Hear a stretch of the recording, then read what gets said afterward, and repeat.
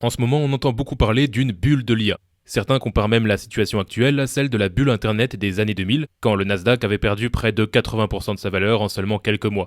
Alors est-ce qu'on est en ce moment même dans une bulle qui va exploser et faire s'effondrer les marchés? Eh bien, personne ne le sait. C'est tout le principe d'un crack. Personne ne peut le prévoir, ni vous, ni moi, ni les experts de la finance. Par contre, une chose est certaine, vous allez vivre plusieurs cracks au cours de votre vie d'investisseur, surtout si vous débutez ou si vous comptez investir sur le long terme. Les cracks font partie du jeu, ils sont inévitables.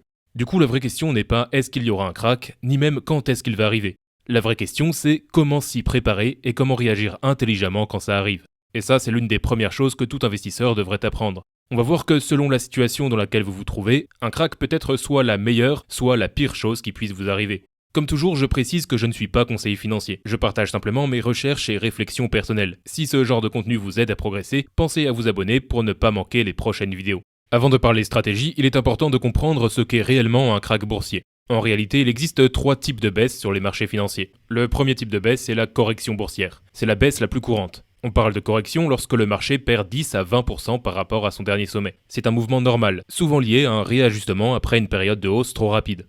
Depuis 1980, les corrections apparaissent en moyenne tous les 1,5 ans et durent 4 à 5 mois. Autrement dit, elles sont fréquentes et font partie du fonctionnement naturel des marchés. Le deuxième niveau de baisse est ce qu'on appelle un marché baissier, ou bear market. Cette fois, la baisse est entre 20 et 30%. Elle est souvent liée à une crise économique, un ralentissement de la croissance ou à des tensions géopolitiques. Depuis 1932, les marchés baissiers surviennent en moyenne tous les 3,5 ans et ils durent en moyenne 11 mois. Ça peut sembler long, mais il faut garder en tête que les marchés haussiers durent en moyenne plus de 2 ans et demi. Sur le long terme, les marchés passent donc plus de temps à monter qu'à baisser.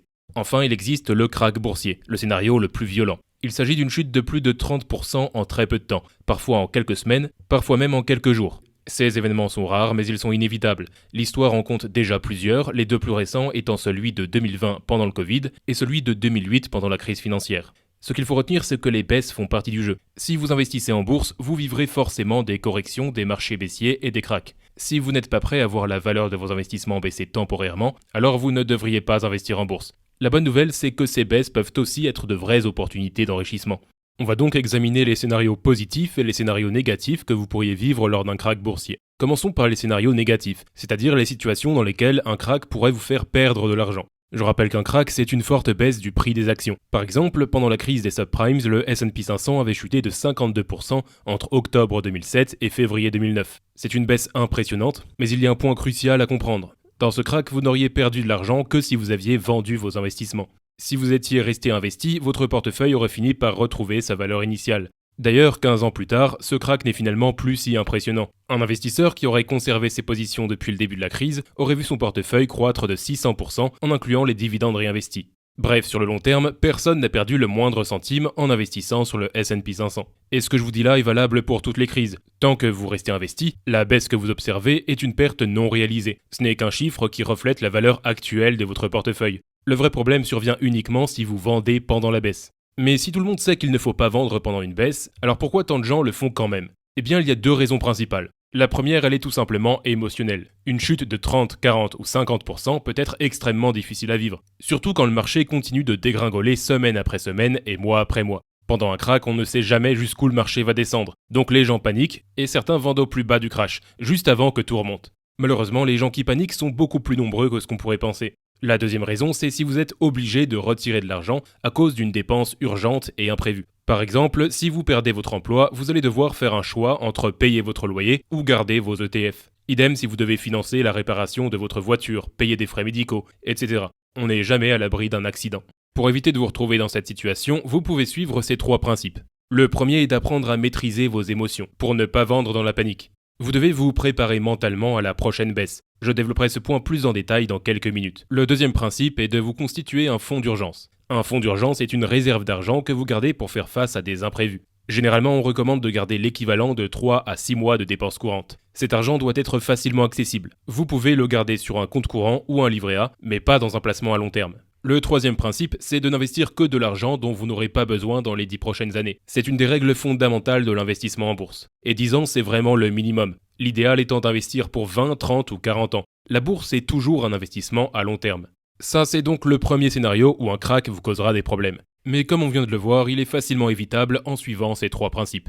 Le deuxième scénario où un krach peut poser problème est lorsque vous êtes proche de la retraite ou déjà à la retraite. Imaginons que vous ayez investi toute votre vie, que vous ayez construit un patrimoine important et qu'un énorme krach survienne quelques semaines avant votre départ à la retraite. En quelques semaines, vous pourriez perdre la moitié de votre capital. Un krach n'est pas un problème si vous êtes en milieu de parcours d'investissement, car le marché aura le temps de se redresser. Mais juste avant la retraite, puisque vous êtes obligé de retirer de l'argent pour vivre, un krach peut être dévastateur.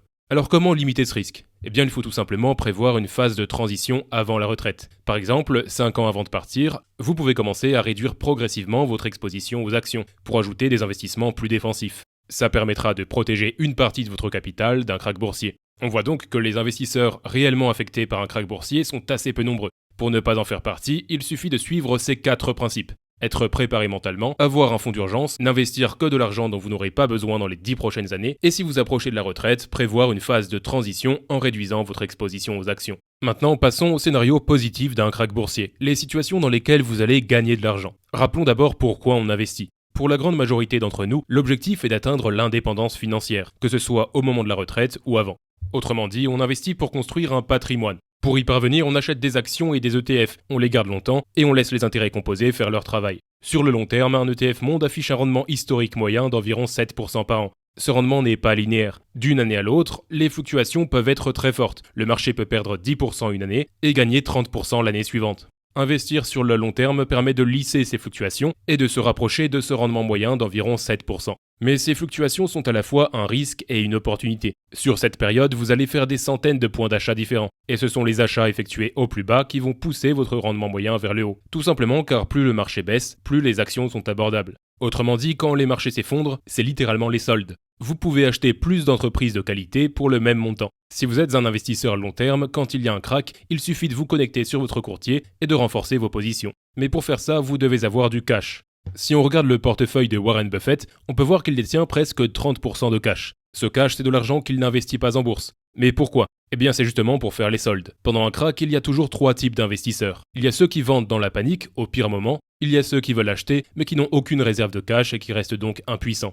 Et il y a ceux qui veulent acheter, qui ont du cash, et pour qui un krach est une opportunité en or. Au final, tout est une question de préparation. Il ne faut pas attendre un krach pour se demander quoi faire. Vous devez vous y préparer dès maintenant. Parce que ce krach, il arrivera tôt ou tard. Peut-être cette année, peut-être dans 5 ans, peut-être à cause de l'IA, ou peut-être pour une raison totalement différente. Mais il arrivera. Et la manière dont vous le vivrez dépendra en grande partie de ce que vous aurez mis en place avant qu'il se produise. Évidemment, tout ce qu'on vient de voir est plus facile à dire qu'à faire. Dans les faits, quand vous voyez les marchés dégringoler, il peut être très difficile d'encaisser le choc. Les émotions qui surgissent lors d'un krach sont extrêmement fortes. Et souvent, ce sont les investisseurs les moins expérimentés qui paniquent. Alors comment faire pour mieux dormir pendant ces périodes ? Prenons un exemple. Imaginez que vous soyez propriétaire d'une maison. Vous l'avez achetée il y a quelques années pour 500 000 euros. Un jour, quelqu'un vient vous voir et vous propose de l'acheter pour ce prix.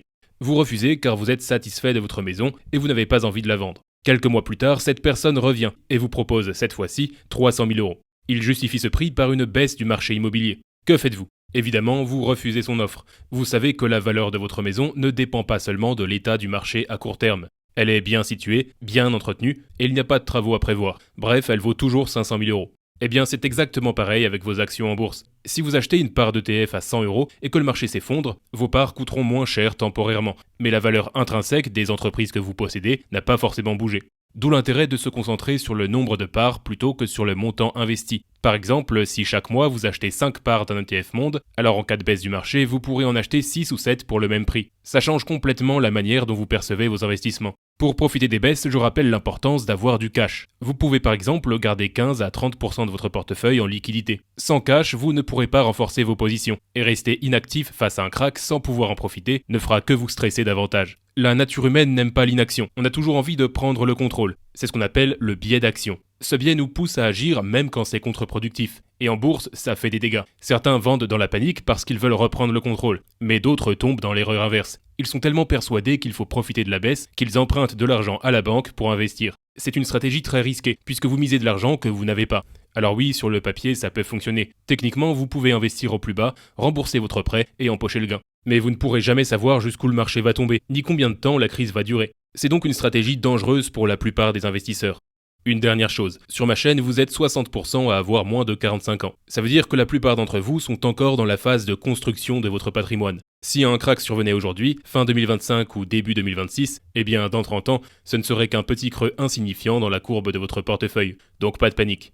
Pour conclure cette vidéo, je vous dirais simplement d'apprendre à transformer vos émotions, à vous réjouir des baisses et à être attristé par les hausses. Car c'est dans les crises que votre patrimoine se construit. Si vous souhaitez en savoir plus sur l'investissement en ETF, alors cliquez sur la vidéo qui s'affiche à l'écran. J'y explique tout ce que vous devez savoir avant de faire votre premier investissement. A tout de suite.